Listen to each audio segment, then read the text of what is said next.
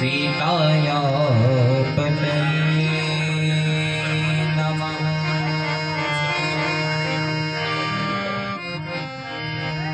रामं रामानुजं सीता भरतं भरतानुजं सुग्रीवं वायुसूनुंश्च प्रणमामि पुनः पुनः। मङ्गलं कौसलेन्द्राय महनीय गुणाभये चक्रवर्ती तनूजाय सार्वभौमाय वर्णानामर्थसंधानां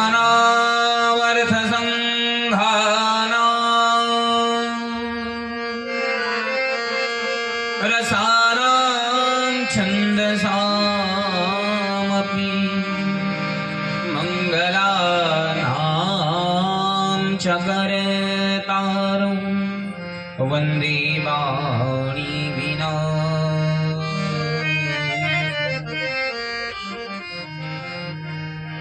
नारायणं नमस्कृत्य नरं चैव नरोत्तमं देवीं सरस्वतीं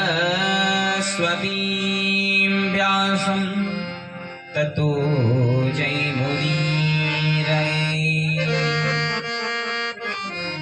सीतानाथसमारम्भां श्रीरामानन्दार्यमध्यमाम् अस्मदाचार्यपर्यन्तां वन्दे गुरुपरम्पराम्।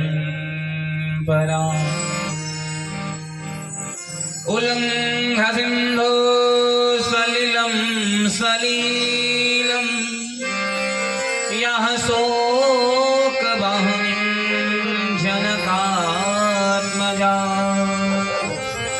आदाय तेनैव ददाह लङ्का नमामि तं प्राञ्जलिराञ्जनेयं नमामि तं प्राञ्जलिराञ्जनेयम्। परम मंगलमयी परात्पर अनंतानंत ब्रह्मांडाधिनायक राजराजेश्वर सर्वेश्वर जगत नियामक जगदाधार असंख्य गुण गण निलय परात्पर ब्रह्म भगवान श्री राम भद्र की वांग्मयी प्रतिमूर्ति श्रीमद रामचरितमानस एवं वाल्मीकि रामायण की पावन प्रसंगों पर आधारित भगवान श्री राम भद्र की जीवन चरित्र को हम आप लोग पूजनीय माता जी के द्वारा आयोजित अपने क्षेत्र अपने शहर में आयोजित संगीतमय राम कथा श्रवण करने का सौभाग्य प्राप्त हो रहा है। तो आइए तीसरे दिवस की राम कथा में हम आप लोग प्रवेश करें।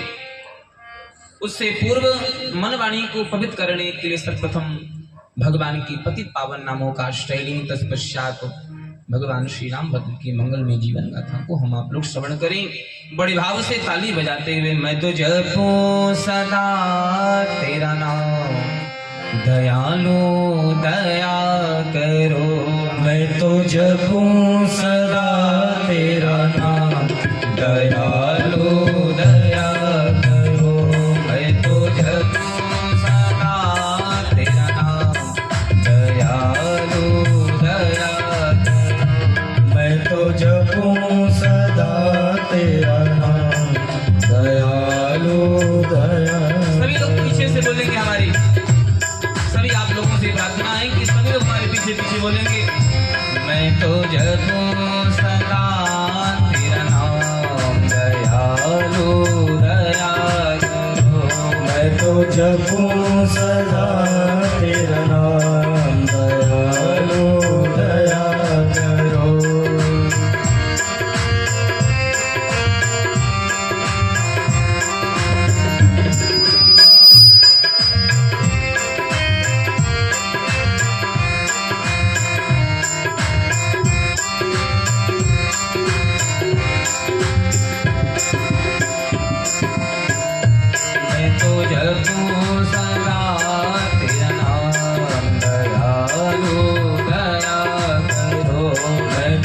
जपूं सदा तेरा नाम, दयालु दया करो। द्वार पड़े हैं भगत तुम्हारे, द्वार पड़े हैं भगत तुम्हारे, अपनी दया के खोलो द्वारे, अपनी दया की खोलो द्वारे। पूर्ण हो सब काम, दयालु दया करो। हाँ पूर्ण हो सब काम, दयालु दया करो। जपूं सदा तेरा नाम, दयालु दया करो। दयालु दया करो, दयालु दया करो। कृपालु कृपा करो, कृपालु कृपा करो। तो जपो सदा तेरा नाम, दयालु दया करो। मैं तो जपूं सदा तेरा नाम, दयालु दया करो।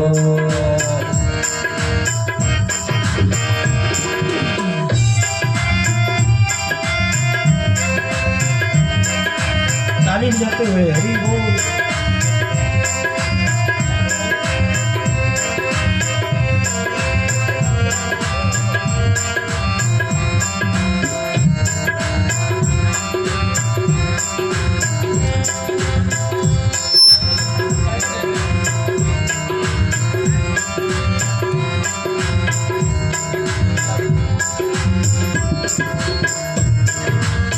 भजन कीर्तन गाऊं मैं तेरा, भजन कीर्तन गाऊं तेरा, नित उठ नाम ध्याऊं मैं तेरा, नित उठ नाम ध्यान मैं तेरा।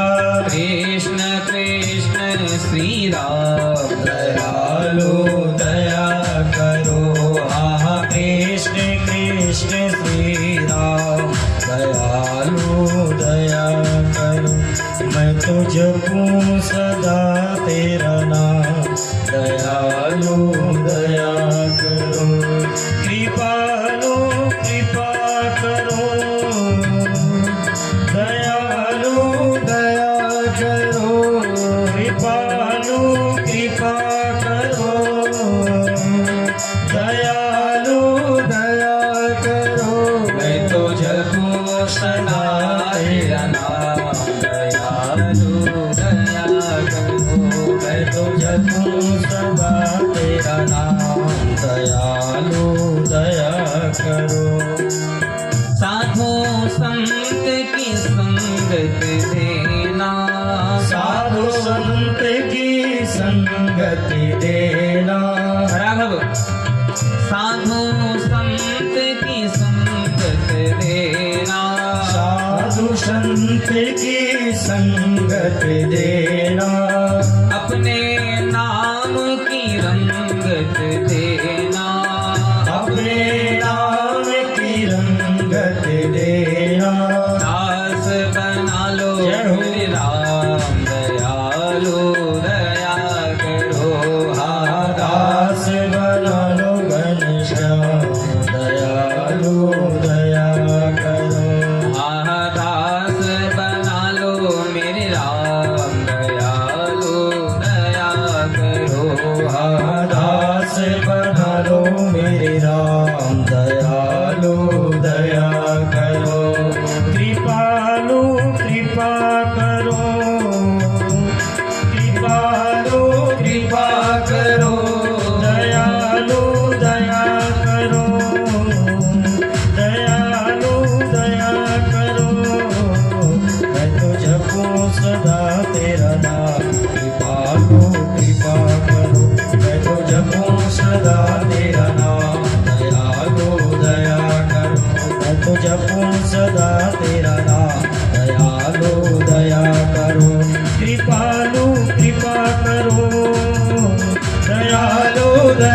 करो, कृपालु कृपा करो, दयालु दया करो, मैं तो जपूं सदा तेरा नाम। दयालु दया करो, मैं तो जपूं सदा तेरा नाम। दयालु दया करो, कृपालु कृपा करो, दयालु दया करो, कृपालु कृपा। बोलिए राजा रामचंद्र भगवान की जय। अयोध्या राम जी लला सरकार की जय। सरयू यमुना मैया की जय। चारों भैया की जय। चारों महारानिन की जय। तीनों मैया की जय। सब संतन की जय। सब भक्तन की जय। यज्ञ यजमान की जय। पूजनिया माता श्री की जय हो। जय जय राधे श्याम, जय जय सीता।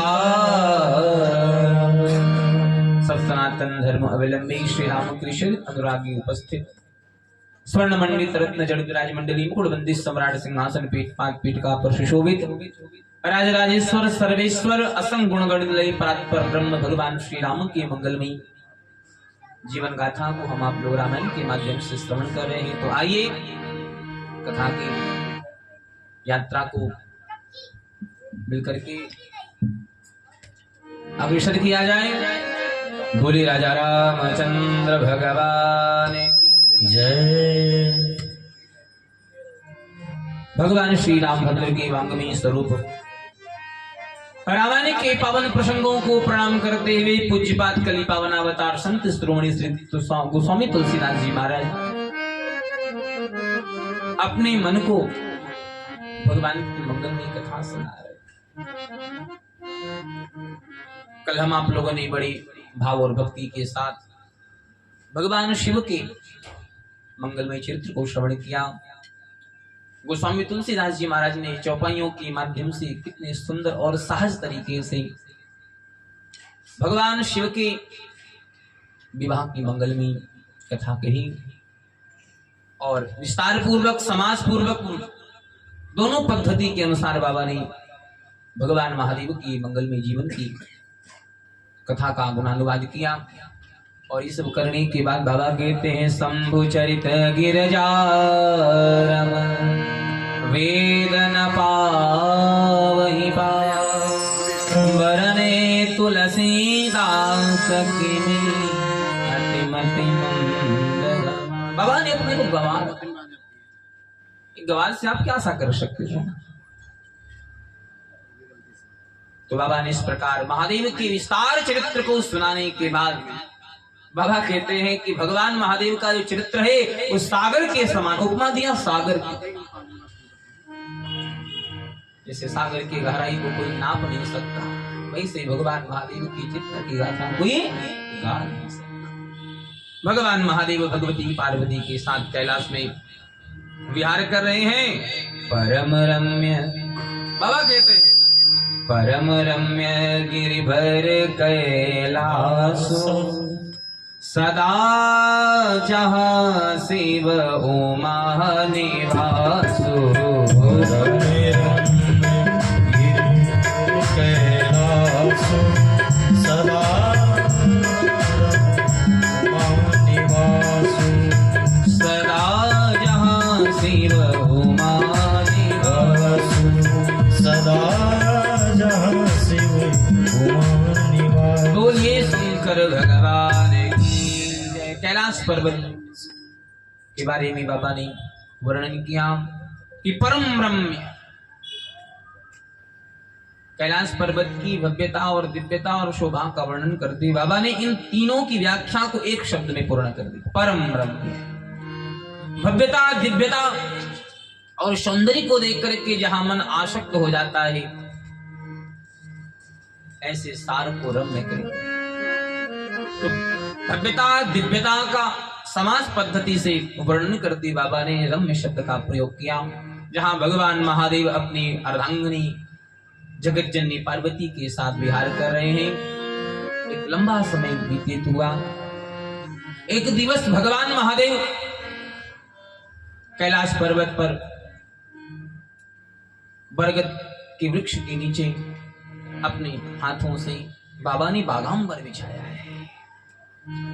बागांबर का आसन लगा करके बाबा अपने सहज स्वरूप में विराजमान हैं।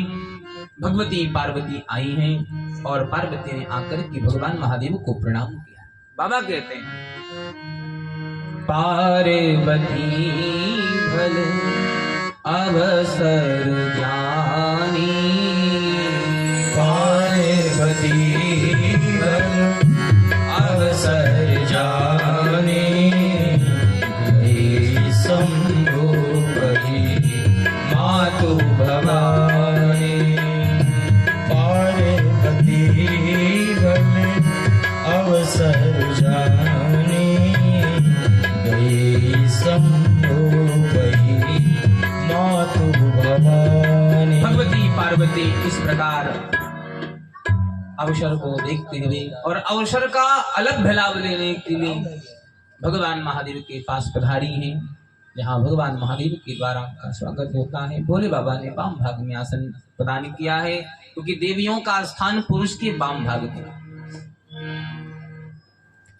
पूजन में भी पतियों के साथ पत्नियों को बाहीं बैठना चाहिए, सदा भवानी बाहीं, ये शास्त्र का आदेश आज्ञा।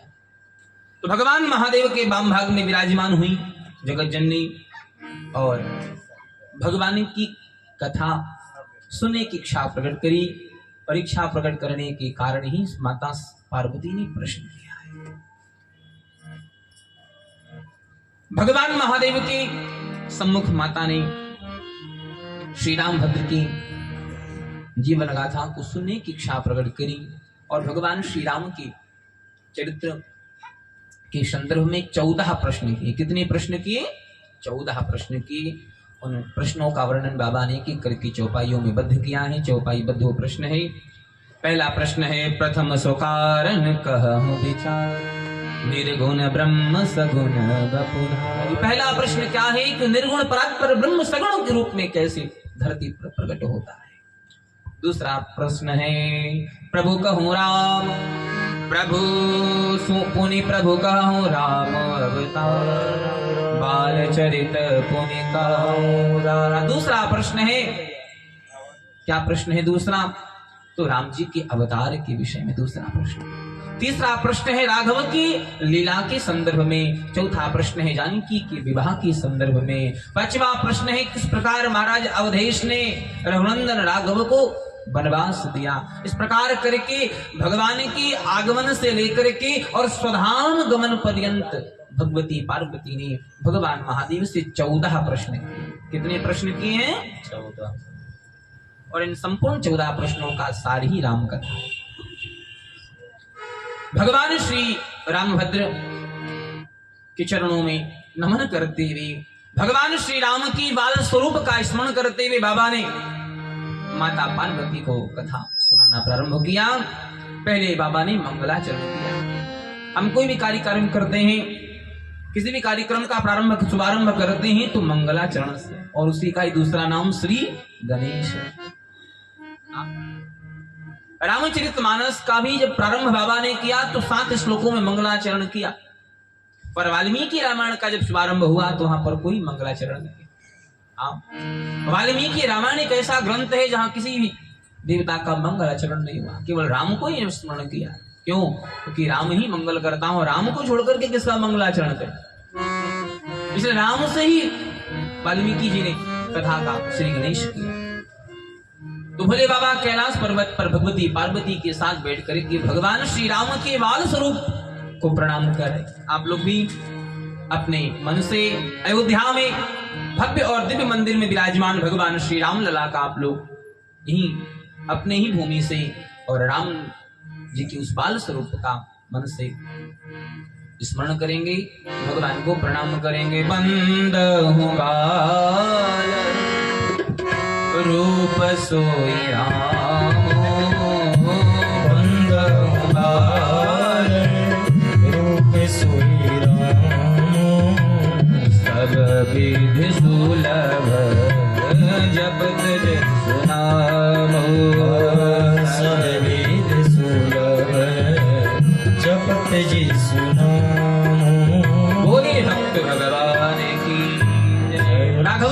स्वरूप को प्रणाम किया और प्रणाम करने के बाद माता के प्रश्न की प्रशंसा करी। कथा जो सकल लोक हितकारी सोई पूछन चाह शैल कुमार। धन्य धन्य गिरिराज कुमार तुम सम नहीं को उपकारी, तुम समान नहीं को उपकारी। सारा श्रेय भगवती पार्वती को भगवान महादेव ने दिया। क्यों? क्योंकि कथा के संदर्भ में प्रश्न करने वाला, कथा कहने वाला और कथा सुनने वाला तीनों पवित्र हो जाते हैं। भगवान का नाम ही ऐसा कि पवित्र को भी पवित्र करे। तो भगवान के चरणों में प्रणाम किया और भगवान के निर्गुण सुगुण स्वरूप के संदर्भ में विषय में प्रश्न किया है। तो बाबा ने प्रणाम किया भगवान के स्वरूप को।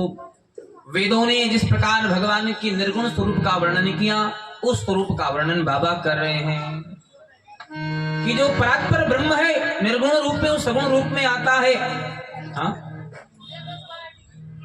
तो उस निर्गुण और सगुण रूप की व्याख्या है। हमारे यहाँ विद्वानों ने निर्गुण और सगुण रूप की व्याख्या शास्त्रों में, शास्त्रों के अनुसार करी। निर्गुण और सगुण में भेद क्या है? तो बाबा ने कहा निर्गुण जल है और सगुण बर्फ है। जल क्या है? वो निर्गुण है और वही जब जम जाता है बर्फ के रूप में तो सगुण हो जाता है। जल को हाथ में लेकर के मुट्ठी में नहीं बंद कर सकते, पर बर्फ को लेकर के हाथ में बंद कर सकते। तो भक्तों के लिए वही परमात्मा जो जल तत्व के रूप में निर्गुण ब्रह्म है, वही भक्तों के उपास्य और उपासक के रूप में परमात्मा श्री रामभद्र, उपास्य जनों के उपासक के रूप में भगवान श्री रामभद्र ही सगुण रूप में प्रकट होते हैं। ऐसी महिमा वेदों के अनुसार बताई गई है और बाबा ने ही बताया। जन जन को प्राप्त होने के लिए वही निर्गुण ब्रह्म, परात्पर ब्रह्म राम के रूप में प्रकट हुए, जन जन को प्राप्त होने के लिए। इसलिए रामायण में वर्णन है, भगवान श्री राम लंकाधिपति रावण का नाश करके उद्धार करके जब आए तो भगवान सबसे मिले। अमित रूप प्रगटे तेहि काला, अनेक रूप रूपाए वही ब्रह्म सबसे मिलता है। तो निर्गुण ब्रह्म ही सगुण रूप में श्री राम के रूप में प्रकट हुए, ऐसा गोस्वामी जी महाराज का कहना है और तुलसीदास जी का कहना है। तो वेदों ने जिस निर्गुण ब्रह्म का वर्णन किया है, जो सगुण के रूप में बाबा और महादेव बता रहे, वो है कैसे? तो बाबा कहते हैं बिनु पद चलहि सुनहि बिनु काना, कर बिन करहि करन विधिनाथा। बिनु पद चलहि सुनहि बिनु काना, करे बिनु करन मैं करहि विधिनाथा। आनंद रहित सकल रस भोगी, बिनु वाणी बतना बड़े जोगी। आनंद रहित सकल रस भोगी, बिनु वाणी बकता बड़े जोगी।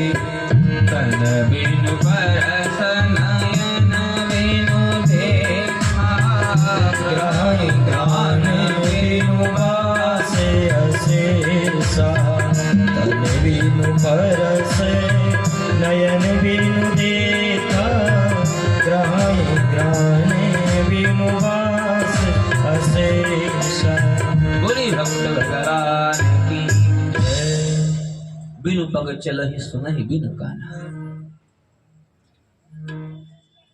ना पाव होते भी परमात्मा चल रहे हैं और ना कान होते भी परमात्मा सबकी दुआ, हाँ, सबकी प्रार्थना सुन रहे हैं। बिनु बानी बकता बड़े जो, परमात्मा से बड़ा भक्ता कौन है? आनंद रहित सकल रस भोगी,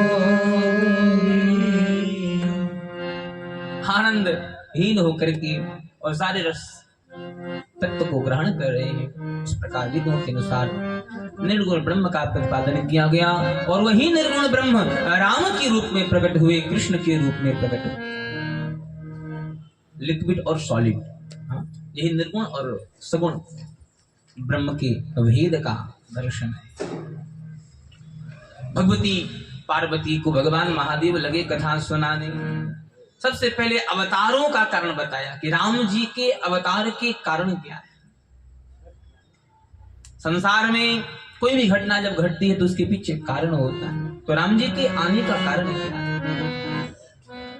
तो राम जी के अवतार के कारण बाबा ने बताए हैं और यहीं से राम कथा प्रारंभ होती है कि जय जय राम कथा और जय श्री राम कथा, जय जय राम कथा ओ जय श्री राम कथा, जय राम कथा ओ जय श्री राम कथा। जिसे श्रवण कर मिट जाती है, जिसे श्रवण कर मिट जाती है जन्म जन्म की व्यथा हो जय जय राम कथा ओ जय श्री राम कथा ओ जय जय राम कथा ओ जय श्री राम कथा। राम कथा कलि काम बेगाई, सुजन सजीवन मोहि सुहाई। बुध विश्राम सकल जन रंजन, राम कथा कलि कलुष विभंजन। तेरा परमारथ बन जाए, तेरा परमारथ बन जाए, तेरा परमारथ बन जाए, तेरा परमारथ बन जाए। श्री नारद कर अथा ओ जय जय राम कथा ओ जय श्री राम कथा, जय जय राम कथा, जय श्री राम कथा। महामोह मही से सुविसारा, राम कथा कालिका कराला। महामोह मही से सुविसारा, राम कथा कालिका कराला। राम कथा शशि किरण समाना, संद चकोर जय पाना। राम कथा शशि किरण समाना, संत चकोर करई जय पाना। सुनकर तू भी अमर हो जाए, सुनकर तू भी अमर हो जाए। श्री हनुमंत यथा ओ जय जय राम कथा ओ जय श्री राम कथा ओ जय जय राम कथा ओ जय श्री राम कथा।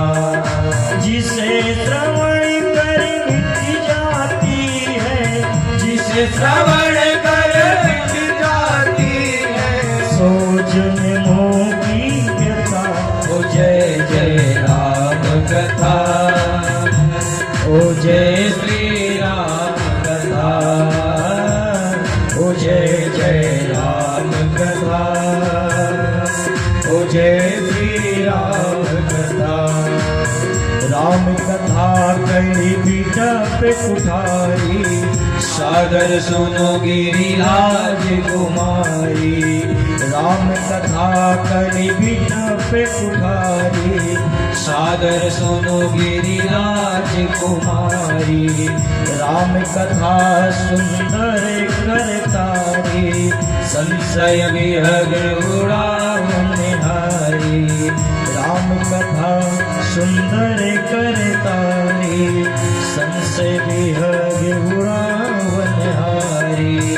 तेरा भी संशय भागेगा, तेरा भी संशय भागेगा, तेरा भी